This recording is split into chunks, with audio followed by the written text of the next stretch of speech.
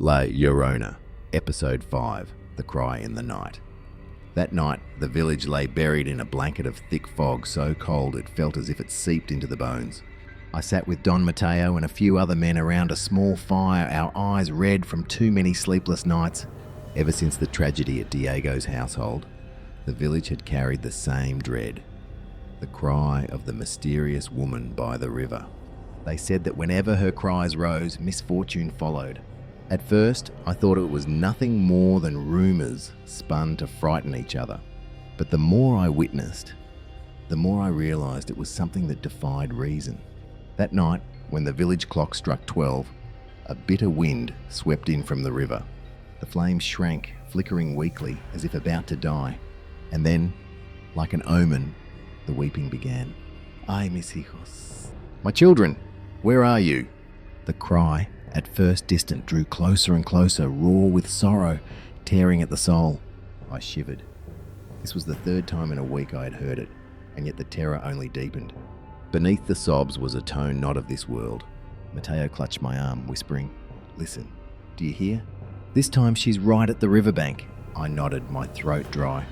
The others exchanged fearful glances but said nothing. Only the weeping remained, weaving into the sound of water lapping at the shore. We rose and followed the narrow path to the river.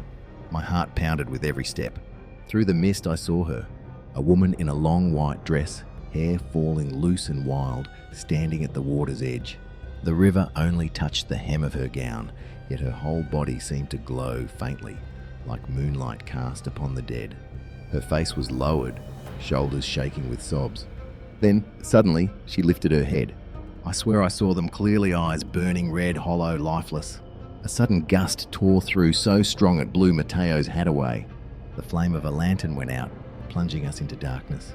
When the light was rekindled, the woman was gone. We fled back toward the village square, but just as we arrived, a piercing scream shattered the night.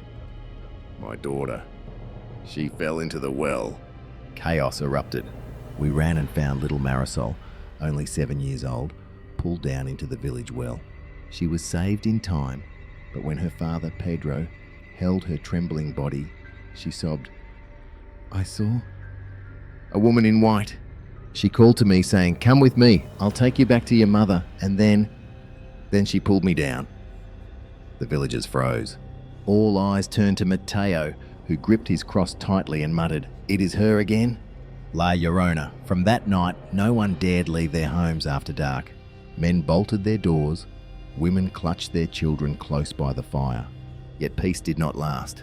Strange accidents continued. A woman slipped dead by the riverbank, a child vanished without trace, another man fell from his roof while repairing tiles.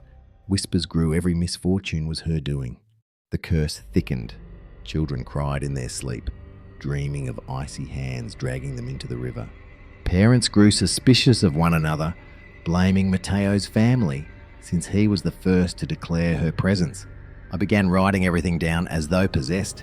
Each time I heard the cry, I marked the time, the wind's direction, the place it came from. I wanted proof, or at least an answer. One night, while I sat at my desk, the window burst open. A gust blew out my candle, and in the darkness I heard a whisper right by my ear.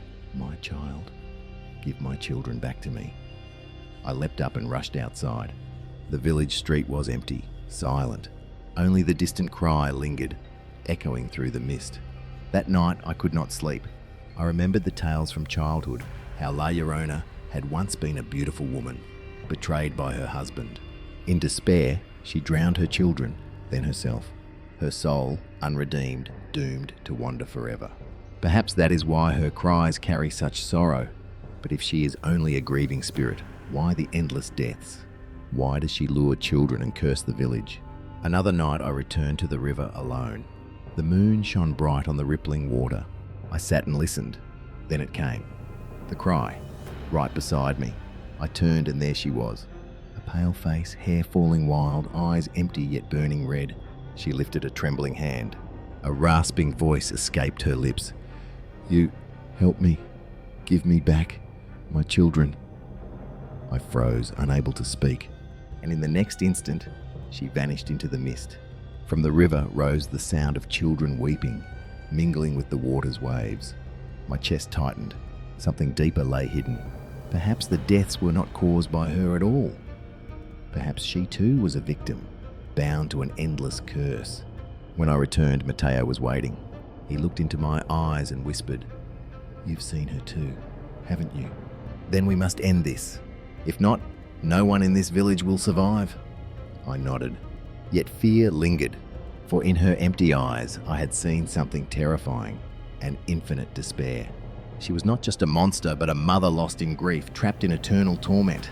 And so, to save the village, we would have to face the truth. A truth far more terrifying than her cries in the night.